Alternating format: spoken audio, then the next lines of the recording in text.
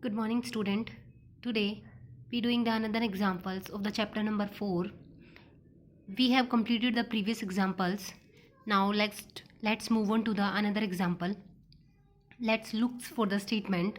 Find the value of a and b for which the following system of linear equations. Find the value of A and B. आपको यहाँ पे ए और B की value को find out करना है for which of the system of linear equations. जो आपको लीनियर इक्वेशंस नीचे दी गई हुई हैं has an infinite number of solutions. इन लीनियर इक्वेशंस के आपके पास इनफाइनाइट नंबर ऑफ सोल्यूशंस होने चाहिए. First of all what we doing here, आपके पास जो लीनियर इक्वेशंस दी हुई हैं we can write this in the form of writing the given equations in the matrix form. Matrix forms. And what is a matrix form? How we denote it? Ax is equals to b, where we know that the A matrix is putting the all values of the coefficient matrices in a matrix. The coefficient of x is 2, the y, b, the z minus 1, 5, 7, 1, a, 1, 3. Put the value of the x matrix where we know that there are the three variables x, y and z equals to put the value of the matrix b. Where is the value of b? 3, 7 and a. 3, 7, a. Now what we do, the next step is write the above matrix in the form of augmented matrix. And how we denote the augmented matrix? We denote it by bracket of a colon b. So put all the value of matrix A and B in the augmented matrix. 2, B minus 1 colon 3, 5, 7, 1 colon 7, A 1, 3 colon A. Right.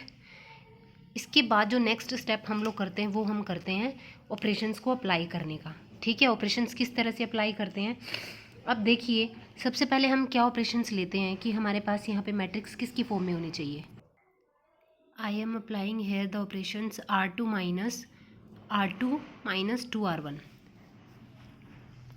देखो, this is the first row and this is the second row. What I am doing here, second row और first रो पे आप operation apply करो इस तरह से कि भाई यहाँ पे आइडेंटिटी एलिमेंट चाहिए, यहाँ पे हमें क्या चाहिए, 0 चाहिए.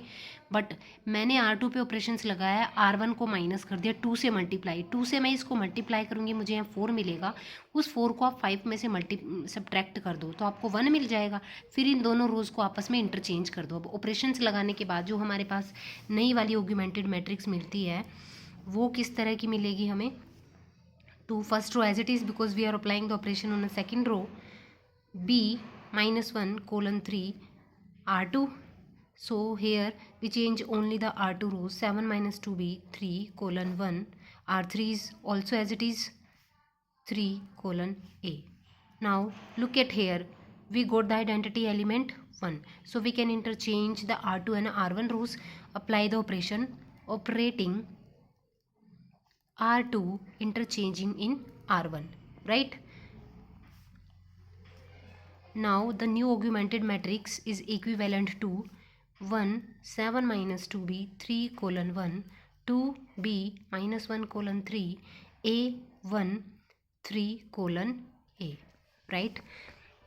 Now we got the identity element in a first row because in identity matrix there should be a identity element 1 and in the below there are zeros.